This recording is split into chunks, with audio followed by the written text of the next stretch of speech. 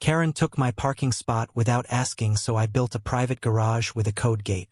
I never thought a parking spot could ruin lives. But here we are. My name's Ethan, a 34-year-old graphic designer who moved to this quiet suburban cul-de-sac for peace. My neighbor Karen, a 52-year-old realtor with a perm and a penchant for complaints, had other plans. Our street had limited parking, and my driveway spot right outside my house was my sanctuary after long workdays. Karen, though, saw it as her personal loading zone. It started innocently. One evening, I came home to find her SUV hogging my spot. I knocked politely. "Oh, Ethan, I'm just unloading groceries," she said, waving me off. "Be out in 10. 10 became 30. Then it happened again. And again.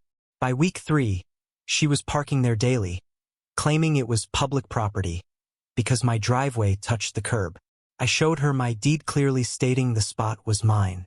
She scoffed. "Don't be so selfish, Ethan. Community means sharing." Frustration simmered. I tried notes, cones, even a cheap chain.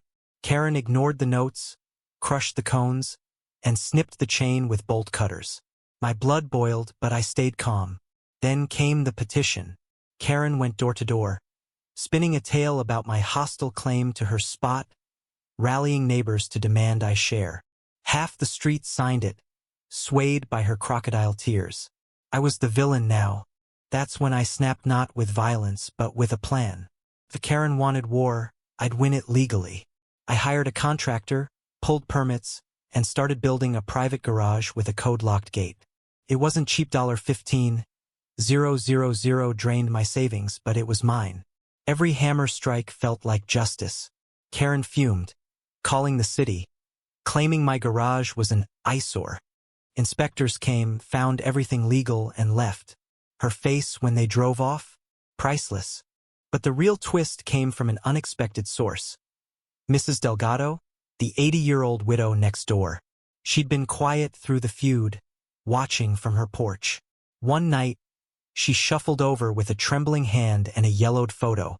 It showed her late husband in 1975, standing proudly by my driveway, his driveway back then. "We sold the house to your landlord," she whispered. "That spot, it's special. Karen's wrong, but don't let hate consume you, Ethan." Her words hit like a freight train.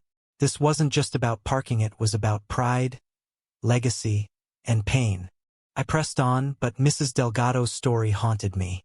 The garage rose, sleek and secure, its code gate gleaming. Karen's SUV circled, desperate for a spot, but she was locked out. Neighbors whispered, some cheering my victory, others calling me petty. I didn't care until the morning I found Karen's car towed. She'd parked illegally on the street, racking up fines she couldn't pay. Her realtor sign vanished from her yard. Rumors spread. She was selling her house, broke and humiliated. Victory tasted bitter. I'd won the spot, but at what cost? Karen wasn't just a caricature, she was a struggling woman who'd lost her husband years ago, clinging to control in a world slipping away. My garage stood, a monument to my rage, but Mrs. Delgado's photo lingered in my mind.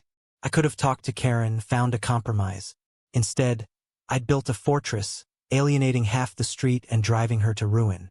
The day she moved out, I saw her loading boxes, eyes red. I wanted to say something, sorry, maybe, but pride choked me.